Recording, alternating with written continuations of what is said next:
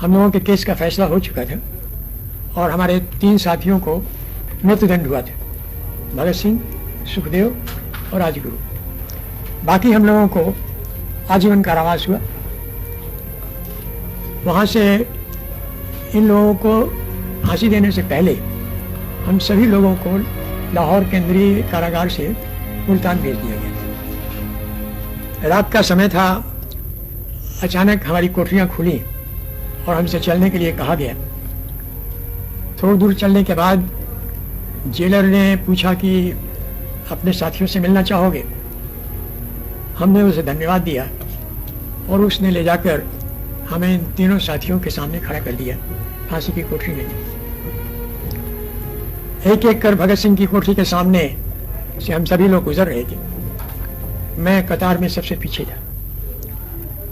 जब मेरी बारी आई तो आप हम सभी लोगों की भावनाओं को समझ सकते हैं कि जिन साथियों के साथ इतना आगे बढ़कर काम किया था वो हमेशा के लिए हमसे अलग हो रहे थे। इस विचार से मेरी आंखों में कुछ आंसू आ गए।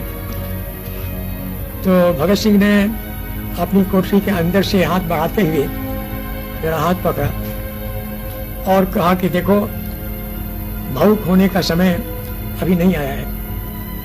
मैं तो कुछ ही दिनों में सारे झंझटों से छुटकारा पा जाऊंगा, लेकिन तुम लोगों को एक बहुत लंबा सफर पार करना पड़ेगा। मुझे विश्वास है कि जब तक जिस संकल्प को लेकर हम लोग चले थे वो संकल्प पूरा नहीं हो जाता, तब तक तुम थकोगे नहीं, पस्त नहीं होगे, रास्ते में थक कर बैठ नहीं जाओगे और अंतिम श्वास तक अपने आदर्श के लिए संघर्ष करते रहोगे।